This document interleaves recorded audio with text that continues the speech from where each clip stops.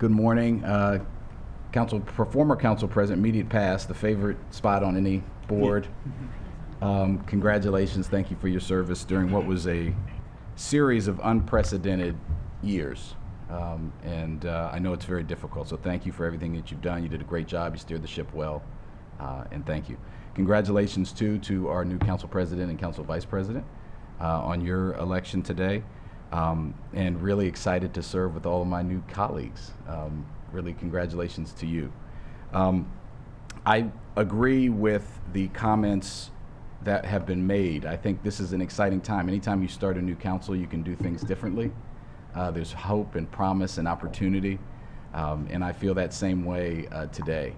I do want to underscore the comments of my new colleague who's sitting in my old seat, actually, Councilmember Kristen Mink, about need to reform these processes that are behind the scenes. I think, unfortunately, it's been my view over the last 4 years that marginalized voices, whether they be ideologically, racially, ethnically, do not benefit from behind the scene processes, and our public doesn't benefit from it. This process of deciding who our next leadership was going to be was one of those processes. And while we laud properly the most diverse council in our history, the leadership that's been elected and is proposed in the committees doesn't reflect it. That's disappointing to me personally and individually, but also for our county.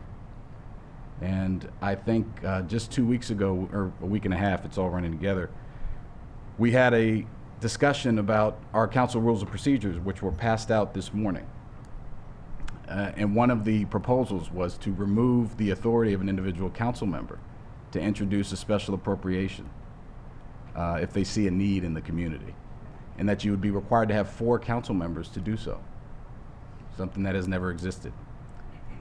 There was debate and discussion in the previous council, and it was removed and lowered to 3 council members.